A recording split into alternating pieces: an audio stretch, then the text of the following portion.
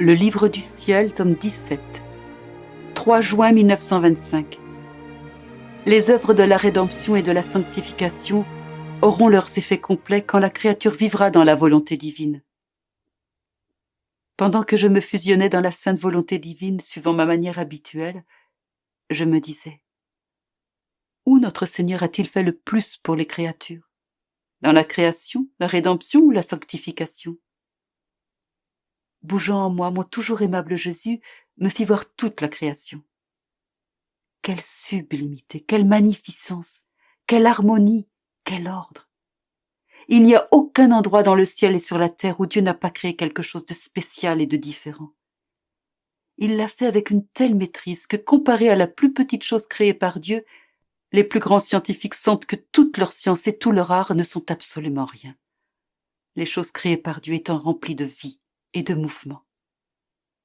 Oh, comme il est vrai que regarder l'univers et ne pas reconnaître Dieu, ne pas l'aimer et ne pas croire en lui est pure folie. Les choses créées sont comme des voiles derrière lesquels Dieu se cache. Il se manifeste à nous ainsi voilés, parce que dans notre chair mortelle, nous sommes incapables de le voir directement. L'amour qu'il nous porte est si grand que pour empêcher que nous soyons aveuglés par sa lumière, effrayés par sa puissance, gênés par sa beauté, annihilés devant son immensité, il se voile à l'aide des choses créées, bien qu'il demeure au milieu de nous et nous fait nager dans sa vie même. Mon Dieu, que tu nous as aimés et que tu nous aimes. Après m'avoir ainsi montré tout l'univers, mon doux Jésus me dit: ma fille, tout a été accompli dans la création. En elle, la divinité a complètement manifesté sa majesté, son pouvoir et sa sagesse, et montré son amour pour les créatures. Il n'y a aucun point dans le ciel, sur la terre ou dans les choses créées où la perfection de nos œuvres ne se manifeste pas. Rien n'a été réalisé à moitié. Dans la création, Dieu a fait étalage de toutes ses œuvres pour les créatures.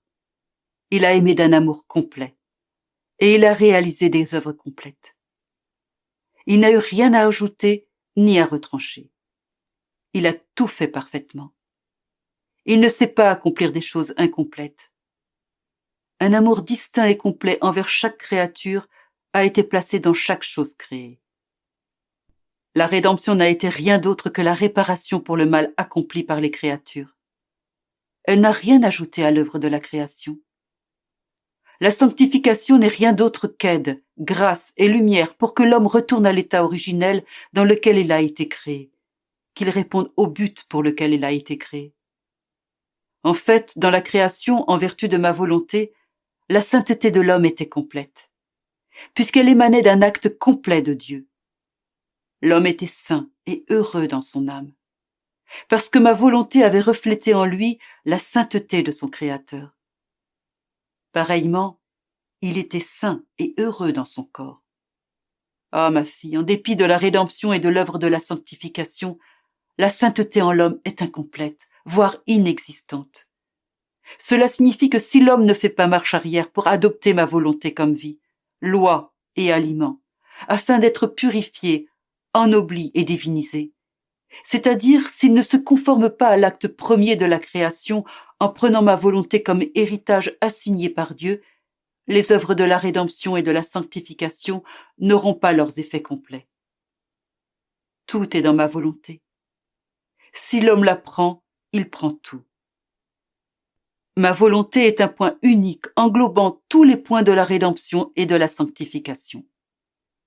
De plus, pour celui qui vit dans ma volonté, vu qu'il répond à l'objectif premier de la création, ces biens lui servent, non pas de remède comme pour ceux qui ne vivent pas dans ma volonté, mais sont pour lui cause de gloire et d'héritage particulier, apportés sur la terre par la volonté du Père céleste à travers le Verbe incarné.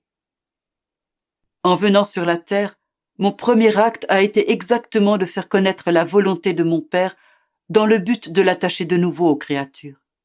Mes souffrances, les humiliations que j'ai subies, ma vie cachée et l'immensité des souffrances de ma passion étaient des remèdes, un support, une lumière pour faire connaître ma volonté. Puisque par elle, l'homme allait être non seulement sauvé, mais saint. Par mes souffrances, j'ai mis l'homme en sécurité. Par ma volonté, je lui ai redonné la sainteté perdue dans le paradis terrestre. Si je n'avais pas fait cela, mon amour et mon œuvre n'auraient pas été complets comme au moment de la création. Parce que c'est notre volonté seule qui a le pouvoir de rendre complets nos travaux envers les créatures, ainsi que les travaux des créatures envers nous. Ma volonté incite l'homme à penser différemment. Elle lui permet de voir ma volonté dans toutes les choses créées, de parler avec son écho, d'agir à travers son voile. Bref, dans ma volonté, l'homme fait tout d'un seul coup en conformité avec elle, alors que les autres vertus agissent lentement, petit à petit. Sans l'acte premier de ma volonté, ma rédemption sert à panser les blessures les plus profondes de l'homme, de façon à ne pas le laisser mourir, et sert d'antidote pour l'empêcher de tomber en enfer. Par conséquent, prends à cœur ma volonté si tu veux vraiment m'aimer et devenir une sainte.